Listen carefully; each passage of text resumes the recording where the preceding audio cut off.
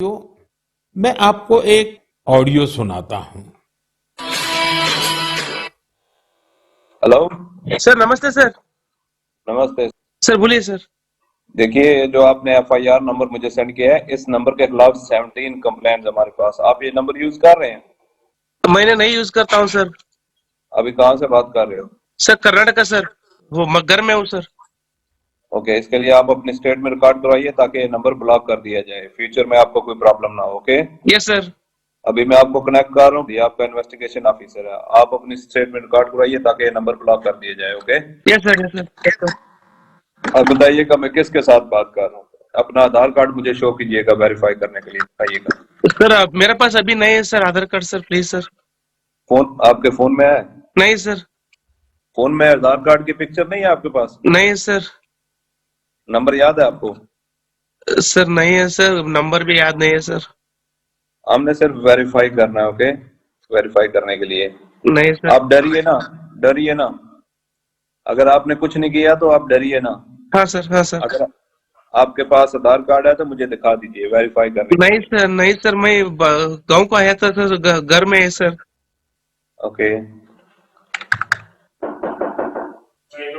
Coming. जय हिंद। इस व्यक्ति के वन साइड वीडियो का रिकॉर्ड करो as per the protocol. Okay, ये ऑडियो सिर्फ जानकारी के लिए नहीं, ये कोई मनोरंजन वाला ऑडियो नहीं है। एक गहरी चिंता को लेकर के ऑडियो आया है। आपने अभी जो बातचीत सुनी वो डिजिटल अरेस्ट के फरेब की है। ये बातचीत एक पीड़ित और फ्रॉड करने वाले के बीच हुई है। डिजिटल अरेस्ट के फ्रॉड में फोन करने वाले कभी पुलिस, कभी सीबीआई, कभी नारकोटिक्स, कभी आरबीआई, ऐसे भांति भांति के लेबल लगाकर बनावटी अधिकारी बनकर बात करते हैं और बड़े कॉन्फिडेंस के साथ करते हैं। मुझे मन की बात के बहुत से श्रोताओं ने कहा कि इसकी चर्चा जरूर करनी चाहिए। आइए मैं आपको बताता हूं ये फ्रॉड करने वाली गैंग काम कैसे करती है, ये खतरनाक खेल क्या है। आपको भी समझना बहुत जरूरी है, औरों को भी समझाना उतना ही आवश्यक है। पहला दाव आपकी व्यक्तिगत जानकारी, वो सब जुटा करके रखते हैं। आप पिछले महीने गोवा गए थे, है ना? आपकी बेटी दिल्ली में पढ़ती है ना? वे आपके बारे में इतनी जानकारी जुटाकर रखते हैं कि आप दंग रह जाएंगे। दूसरा दाव, भय का माहौल पैदा करो। वर्दी, सरकारी दफ्तर का सेटअप, कानूनी धाराएं, वो आपको इतना डरा देंगे फोन पर बातों बातों में आप सोच भी नहीं पाएंगे। और फिर उनका तीसरा दाव शुरू होता है। तीसरा दाव, समय का दबाव। अभी फैसला करना होगा वरना आपको गिरफ्तार करना पड़ेगा। ये लोग पीड़ित पर इतना मनोवैज्ञानिक दबाव बना देते हैं कि वो सहम जाता है।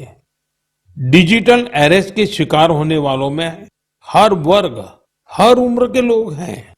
लोगों ने डर की वजह से अपनी मेहनत से कमाए हुए लाखों रुपए गंवा दिए हैं। कभी भी आपको इस तरह का कोई कॉल आए तो आपको डरना नहीं है।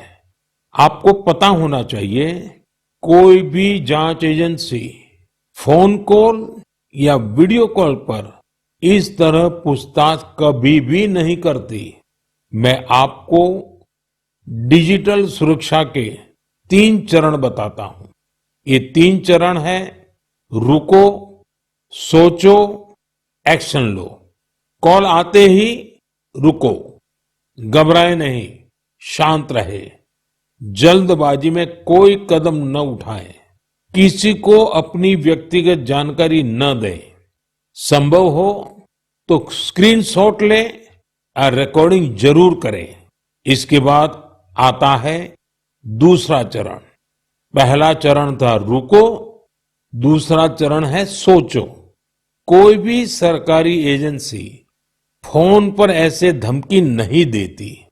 न ही वीडियो कॉल पर पूछताछ करती है, न ही ऐसे पैसा की मांग करती है। अगर डर लगे तो समझिए कुछ गड़बड़ है। और पहला चरण, दूसरा चरण और अब मैं कहता हूं तीसरा चरण। पहले चरण में मैंने कहा रुको, दूसरे चरण में मैंने कहा सोचो, और तीसरा चरण कहता हूं एक्शन लो। राष्ट्रीय साइबर हेल्पलाइन 1930 डायल करें, cybercrime.gov.in पर रिपोर्ट करें, परिवार और पुलिस को सूचित करें, सबूत सुरक्षित रखें। रुको, बाद में सोचो और फिर एक्शन लो। ये 3 चरण आपकी डिजिटल सुरक्षा का रक्षक बनेंगे। साथियों, मैं फिर कहूंगा, डिजिटल अरेस्ट जैसी कोई व्यवस्था कानून में नहीं है। ये सिर्फ फ्रॉड है, फरेब है, झूठ है, बदमाशों का गिरोह है। और जो लोग ऐसा कर रहे हैं वो समाज के दुश्मन है। डिजिटल अरेस्ट के नाम पर जो फरेब चल रहा है उससे निपटने के लिए तमाम जांच एजेंसियां राज्य सरकारों के साथ मिलकर काम कर रही है। इन एजेंसियों में तालमेल बनाने के लिए नेशनल साइबर कोऑर्डिनेशन सेंटर की स्थापना की गई है।